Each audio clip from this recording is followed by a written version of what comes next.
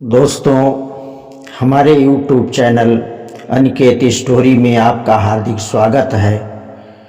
आज मैं आपको शेरनी का तीसरा पुत्र की कहानी सुनाने जा रहा हूँ, जो बहुत ही शिक्षाप्रद एवं रोचक है। दोस्तों, आपसे एक छोटा सा निवेदन है कि हमारे YouTube चैनल में अगर पहली बार आए हैं तो हमारे चैनल को सब्सक्राइब करके हमारा उत्साहवर्धन करें, क्योंकि आपका उत्साहवर्धन ही हमारी ताकत है और आप लोगों के लिए ही प्रतिदिन एक नई कहानी लेकर आते हैं। दोस्तों, शुरू करते हैं आज की कहानी, शेरनी का तीसरा पुत्र। किसी घने जंगल में एक शेर और एक शेरनी रहा करते थे। वे दोनों एक दूसरे से बहुत प्रेम करते थे। हर दिन दोनों साथ में ही शिकार करने जाते थे और शिकार को मारकर साथ में बराबर बराबर खाते थे। दोनों के बीच में विश्वास और भरोसा भी बहुत खूब था। कुछ समय के बाद ही शेर और शेरनी दो पुत्रों के माता पिता बन गए। जब शेरनी ने बच्चे को जन्म दिया तो शेर ने उससे कहा कि अब से तुम शिकार पर मत जाना, घर पर रहकर खुद की और बच्चों की देखभाल करना। मैं अकेले ही हम सब के लिए शिकार लेकर आऊँगा। शेरनी ने भी शेर की बात मान ली और उस दिन से शेर अकेले ही शिकार के लिए जाने लगा। वहीं शेरनी घर पर रहती और बच्चों की देखभाल करती। बदकिस्मती से एक दिन शेर को कोई भी शिकार नहीं मिला। थक हार कर जब वह खाली हाथ घर की तरफ जा रहा था तो उसे रास्ते में एक लोमड़ी का बच्चा अकेले घूमता हुआ दिखाई दिया। उसने सोचा, आज उसके पास शेरनी और बच्चों के लिए कोई भोजन नहीं है, तो वह इस लोमड़ी के बच्चे को ही अपना शिकार बनाएगा। शेर ने लोमड़ी का बच्चा पकड़ा, लेकिन वह बच्चा बहुत छोटा था, जिस वजह से वह उसे मार नहीं सका। वह उसे जिंदा ही पकड़कर लेकर घर आ गया। शेरनी के पास पहुंचकर उसने बताया कि आज उसे एक भी शिकार नहीं मिला। रास्ते में उसे यह लोमड़ी का बच्चा दिखाई दिया तो वह उसे ही मार कर खा जाए।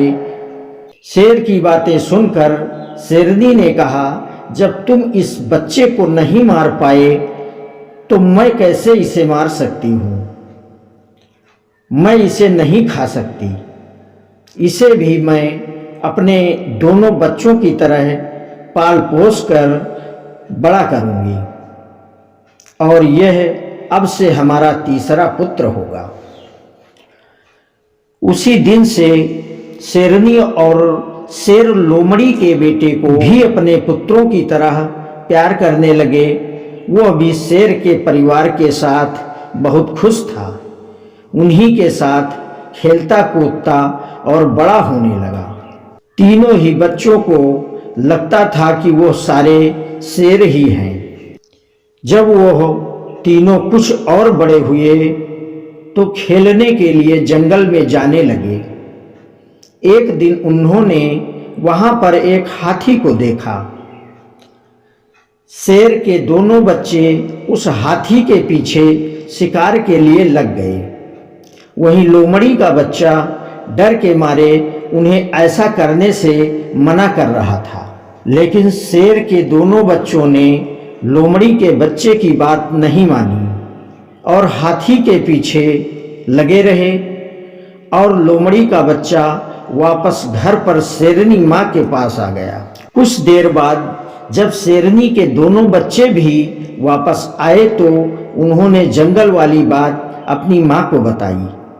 उन्होंने बताया कि वह हाथी के पीछे गए, लेकिन उसका तीसरा भाई डर कर घर वापस भाग आया। इसे सुनकर लोमड़ी का बच्चा बहुत क्रोधित हो गया। उसने गुस्से में कहा कि तुम दोनों जो खुद को बहादुर बता रहे हो, मैं तुम दोनों को पटक कर जमीन पर गिरा सकता हूँ। लोमड़ी के बच्चे की बात सुनकर शेरनी ने उसे समझाया कि उसे अपने भाइयों से इस तरह की बात नहीं करनी चाहिए। उसके भाई झूठ नहीं बोल रहे हैं, बल्कि वो दोनों सच ही बता रहे हैं।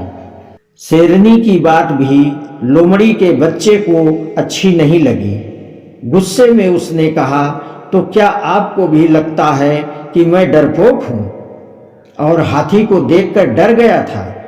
लोमड़ी के बच्चे की इस बात को सुनकर शेरनी उसे अकेले में ले गई और उसे उसके लोमड़ी होने का सच बताया।